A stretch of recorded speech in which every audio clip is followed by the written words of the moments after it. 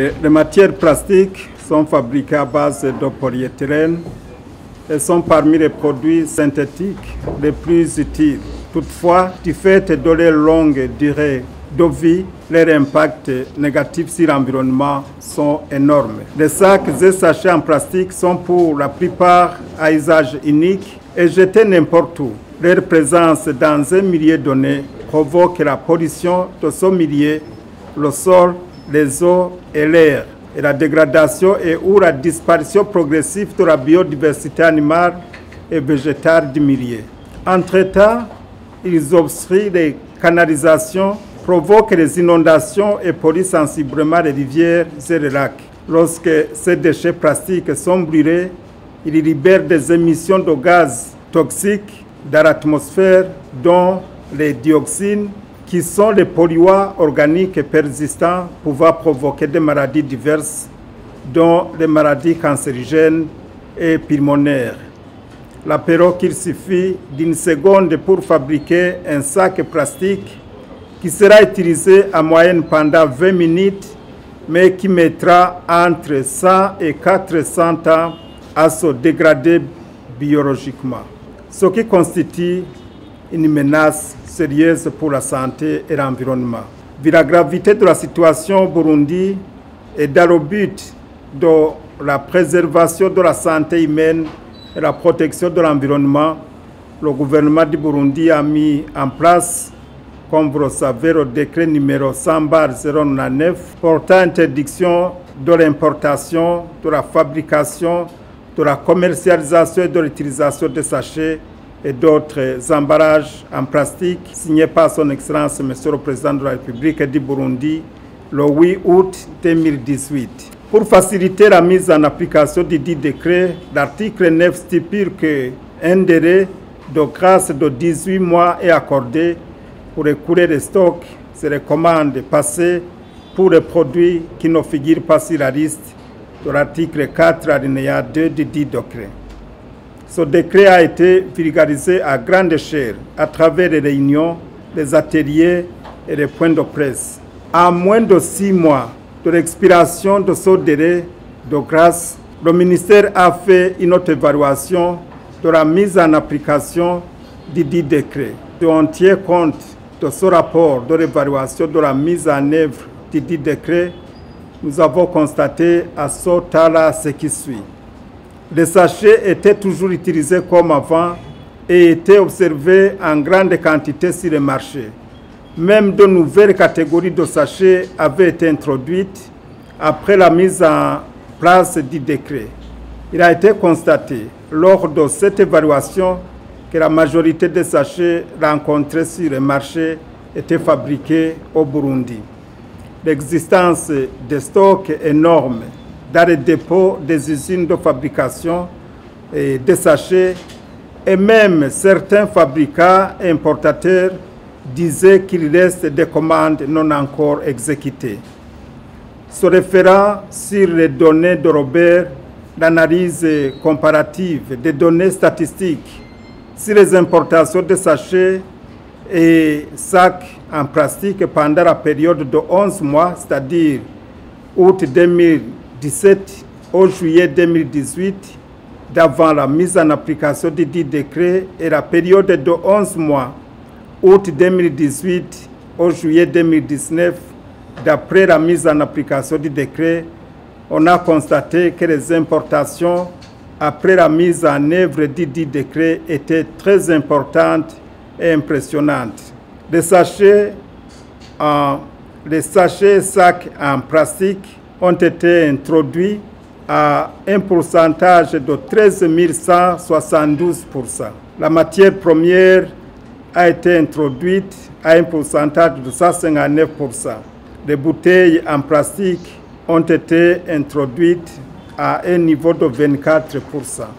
Après des réunions d'échange tenues le 12 août 2019 à l'endroit des importateurs de sacs et sachets en plastique, des importateurs de la matière première ainsi que les importateurs de bouteilles et flacons en plastique, il a été constaté qu'il serait très difficile d'écouler les stocks avant l'expiration du délai de grâce. Or, ce délai de grâce doit être respecté et sera nécessité des mesures qui devraient être prises dans le respect de la loi. Pour cela, en Somara, les mesures suivantes ont été prises. À partir du jeudi 22 août 2019, toutes les importations de sacs et sachets en polymère et non biodégradables et de la matière première servant à fabriquer ces derniers ont été interdites et toutes les autorisations déjà octroyées à cet effet ont été annulées. Entre-temps, le ministère a organisé des réunions d'échange et de sensibilisation ainsi que des visites dans les entreprises pour les inciter à disponibiliser les produits de substitution tout en continuant à faire le suivi de la mise en application des mesures déjà prises en collaboration avec les services de Robert et de l'administration. Quelle est la situation actuelle? Maintenant, le ministère a organisé une évaluation sur la mise en application du dit décret et se référant aux statistiques recueillies dans les services de Robert. Les données montrent qu'il y a eu une grande diminution de l'importation des sachets et des sacs en plastique, ainsi que de la matière première, comme nous allons le montrer.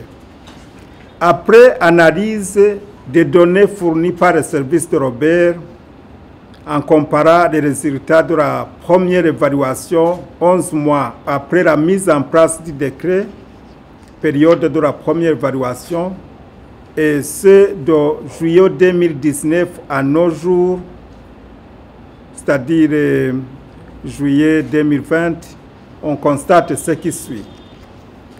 Les importations de sachets et sacs en plastique ont sensiblement diminué, passant de 179 967 500 kg pour la période du mois d'août au mois de juillet 2019, après la mise en place du décret, à 82 282 kg du juillet 2019 au juillet 2020, soit une diminution de 99,9%. Pour la matière première, les quantités importées ont diminué sensiblement, passant de 2 443 891 kg pour la période du mois d'août 2018 au juillet 2019, après la mise en place du décret, à 884 484 kg du juillet 2019 au juillet 2020, soit une diminution de 63%. Pour les bouteilles en plastique, la quantité importée a diminué, passant de 1 644 057 kg pour la période d'août 2018 au juillet 2019, après la mise en place du décret, à 1 115 173 000 kg du juillet 2019 au juillet 2020, soit une diminution de 38%. Cette situation se justifie car le prix des sachets et sacs en plastique aujourd'hui sur le marché a augmenté sensiblement, passant du simple au triple. Nous nous réjouissons de la présence en grande quantité sur le marché des produits de substitution. L'usine Bujumbura Polythène a arrêté la fabrication de sachets conformément à la loi, mais la fabrication des produits de substitution de sacs en polypropylène continue. Dans le stock de l'usine, il y a un stock de 6 tonnes de produits de substitution importés en Chine. Dans l'usine Pakobu, on fabrique des sachets en carton et plus de 60 tonnes sont en stock sans client. En plus, Pakobu a importé 50 000 tonnes 50 tonnes de sacs biodégradables en provenance de la Chine pour faire habituer ses clients des produits de substitution aux sachets non biodégradables. L'Association pour le bien-être de l'environnement, APBE, a déjà installé une machine de production des emballages biodégradables. En province de Muyinga, une usine de fabrication des produits de substitution fonctionne normalement. Aux différents marchés et magasins, on y trouve les produits de substitution et sont toujours utilisés. En conclusion, des produits de substitution sont disponibles et sont utilisés par la population. Des initiatives de mettre sur le marché des produits de substitution sont en cours de développement par les sociétés locales et les promoteurs sont à encourager. Pour cela, une ordonnance ministérielle conjointe a été élaborée et va être bientôt mise en application pour définir les modalités d'encouragement. Malheureusement, on trouve encore sur le marché des sachets et sacs en plastique, alors que le délai de grâce qui a été prévu par le décret a été expiré. Des fraudes en provenance des pays voisins sont constatées et des stocks clandestins dans les usines de fabrication existent encore. Pour pallier à cette situation, il faut décourager la fraude et toutes les usines qui clandestinement continuent à fabriquer ces sachets seront punies selon la loi. Nous interpellons la population de recourir aux pratiques traditionnelles en utilisant des paniers et des corbeilles de l'usage non dégradé par l'environnement. Je vous remercie.